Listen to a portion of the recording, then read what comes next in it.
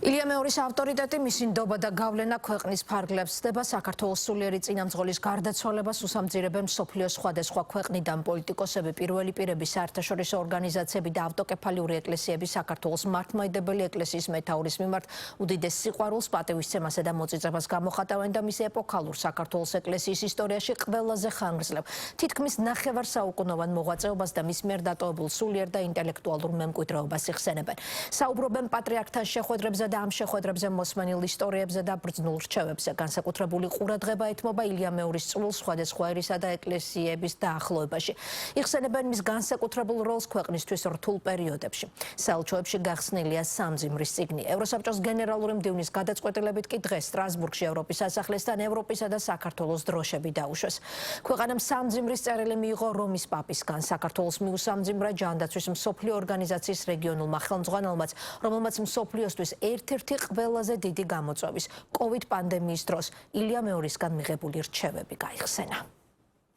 საქართველოს მეოთხე დღეა სრულიად საქართველოს კათოლიკოს პატრიარქს, მცხეთა თბილისის მთავარეპისკოპოს, ბიჭვინთისა და ცხუმაფხაზეთის მიტროპოლიტს ილია მეორეს გლოვობს. სამების საკათედრო ტაძარში პატრიარქის გამოსამშვიდობებლად ხალხის ნაკადი არწყდება სამძიმრის წერილებიც. პატრიარქის გარდაცვალების გამო საქართველოს და მართლმადიდებელი ეკლესია თანაგრძნობის წერილებს ამ დრომდე მთელი მსოფლიოდან იღებს. სამძიმრის წერილს აქვეყნებს რომის პაპიც. ლეო მე-14 ხაზს პატრიარქის ზღვა წლს უსვამს და აღნიშნავს, რომ ილია მეორე ძნელბედობის დროს ქართველ ხალხს გვერდში ედგა, ტრადიციებს სიყვარულით მფარველობდა, მთელ საზოგადოებას იმედით აღავსებდა, იყო შერიგების ხმა და ერთიანობის დაუღალავი შემოქმედი.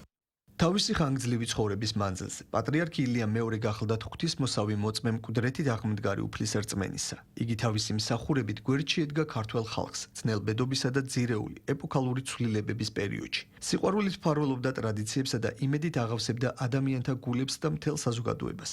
სურს განსაკუთრებით აღნიშნო მისი სიყვარული მუსიკისადმი, რომელიც წარმოგვიჩენს უფლისეულ მშვენიერებასა და რომელსაც ძალულს გააერთიანოს ხალხები, დაახლოოს ეკლესიები მიუხედავად მათი კულტურული და თეოლოგიური განსხვავებებისა. უამრავი ადამიანისთვის პატრიარქი ილია მეორე იყო ხმა შერიგებისა, დაუღალავი შემოქმედებითი ერთობისა. იგი გულთბილი და ძმური სულისკვეთებით შეხვდა ჩემს ორ წინამორბედს, წმინდა იოანე პავლე მეორესა და პაპ ფრანცისკეს.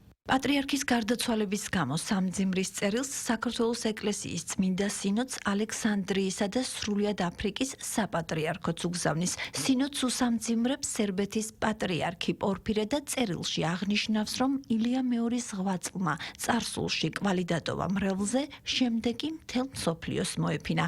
ილია მეორის გარდაცვალებას ეხმაურება ეკლესიათა მსოფლიო საბჭოც. საბჭოს სახელით გავრცელებულ განცხადებაში ნათქვამია, რომ მთელ მსოფლიოში ჩვენს მართლმადიდებელ დებსა და ძმებთან ერთად მადლობას ვწირავთ ღმერთს პატრიარქ ილია მეორის სიცოცხლისა და მოღვაწეობისთვის. საპატრიარქო ტახტის მოსაღდრე მეუფეშიომ ილია მეორის გარდაცვალების გამო სამძიმრის წერილი იერუსალიმის, როდოსის და მალტის წმინდა იოანეს ჰოსპიტალიერთა სუვერენული სამხედრო ორდენის განაც მიიღო.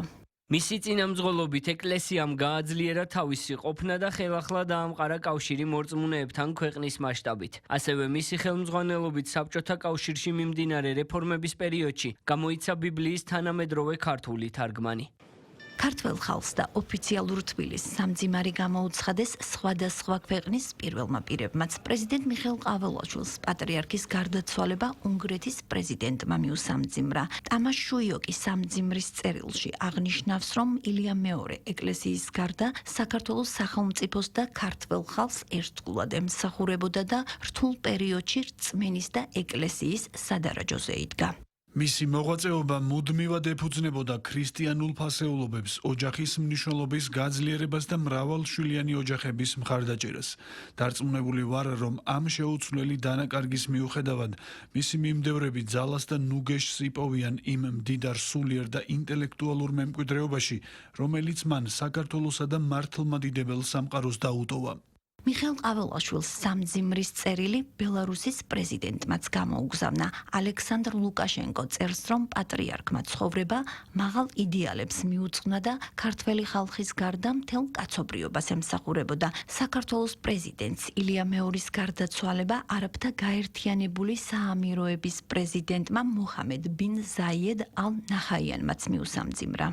მშვიდობის, უსაფრთხოების, მეგობრობისა და რელიგიათა შორისი ურთიერთგაგების გამტკიცებისკენ მიმართული ინიციატივებით პატრიარქმა განსაკუთრებული ადგილი დაიმკვიდრა მილიონობით ადამიანის გულში, მიუხედავად მათი ეროვნებისა და რელიგიური კუთვნილებისა.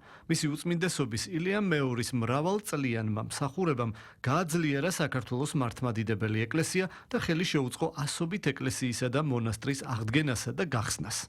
გლოვის ნიშნად საქართველოს გარდა დროშები ევროპაშიც დაეშვა. ევროსაბჭოს გენერალური მდივნის ალან ბერსეს გადაწყვეტილებით ილიამ მეორის ხსოვნის პატივსაცემად სტრასბურგში ევროპის სასახლის წინ ევროპისა და საქართველოს დროშები დაეშვა. სერბეთის საგარეო საქმეთა მინისტრმა სამძიმრის წერილი გამოუგზავნა მის ქართველ კოლეგას მაკაბოჭორიშვილს. მარკო ჯურიჩმა აქცენტი პატრიარქის სულიერ მისიაზე გააკეთა და ხაზი რწმენის, მშვიდობისა და ერთიანობისადმი ერთგულების ილიამ მეორის თავდაუზოგავ ძალისხმევას გაუსვა. სამძიმრის წერილს აქვეყნებს საქართველოში ესპანეთის საელჩოც და პატრიარქს საქართველოს სულიერი იდენტობის ქვაკუთხედს უწოდებს. ევროპის გარდა საქართველოს სამძიმარს ამერიკის შეერთებული შტატებისგანაც იღებს. სამძიმრის წერილი გამოაქვეყნა ამერიკის სახელმწიფო მდივანმა მარკო რუბიომ, რომელმაც ყურადღება ილიამ მეორის ღვაწლზე გაამახვილა და აქცენტი პატრიარქის წარუშლელ მემკვიდრეობაზე გააკეთა.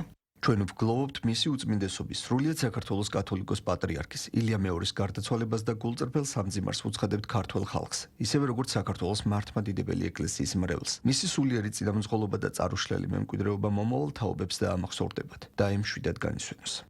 საქართველოს კათოლიკოს პატრიარქის გარდაცვალების გამო მწუხარებას გამოთქვამს გლობალური რელიგიური თავისუფლების საკითხებში ამერიკის სახელმწიფო დეპარტამენტის მთავარი მრჩეველიც მარკ უოკერი წერს, რომ ილიამ მეორეს საქართველოს მართლმადიდებელი ეკლესიის თავისუფალ აღმსარებლობას საბჭოთა კავშირის მიერ რწმენის განადგურებისა და თავისუფლების ჩახშობის მცდელობის ფონზე იცავდა. სამძიმრის წერილების პარალელურად ილიამ მეორის გარდაცვალებასთან დაკავშირებით ამერიკის შეერთებულ შტატებში საქართველოს საელჩოში გახსნილ სამძიმრის წიგნში ჩანაწერი გააკეთეს ამერიკის სახელმწიფო დეპარტამენტის წარმომადგენლებმაც. სამძიმრის წერილი პრემიერ-მინისტრმა ირაკლი კობახიძემ გაეროს ტურიზმის და ჯანდაცვის მსოფლიო ორგანიზაციის რეგიონული დირექტორისგანაც მიიღო. საქართველოს მოქალაქეების მწუხარებას იზიარებენ მეზობელი ქვეყნებიც. პრემიერ-მინისტრს ირაკლი კობახიძეს მისმა აზერბაიჯანელმა კოლეგამ მიუსამძიმრა.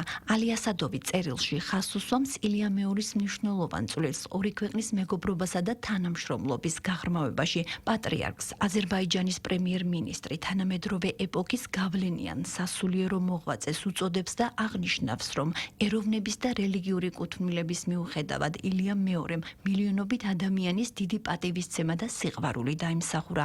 ანკარაში საქართველოს საელჩოში გახსნილ სამძიმრის წიგნში ჩანაწერი გააკეთა თურქეთის საგარეო საქმეთა მინისტრის მოადგილემ. ბერის ექინჯი სოლიდარობას უცხადებს ქართველ ხალხს და მართლმადიდებელი ეკლესიის დიდ დანაკლისზე მიუთითებს. სრულიად საქართველოს კათოლიკოს პატრიარქი ილიამ მეორე 17 მარტს 93 წლის ასაკში გარდაიცვალა. ილიამ მეორეს კვირას სიონის საპატრიარქო ტაძარში საკურთხევლის გვერდით დაკრძალავენ. მანამდე კი საქართველოში გლოვის დღეებია.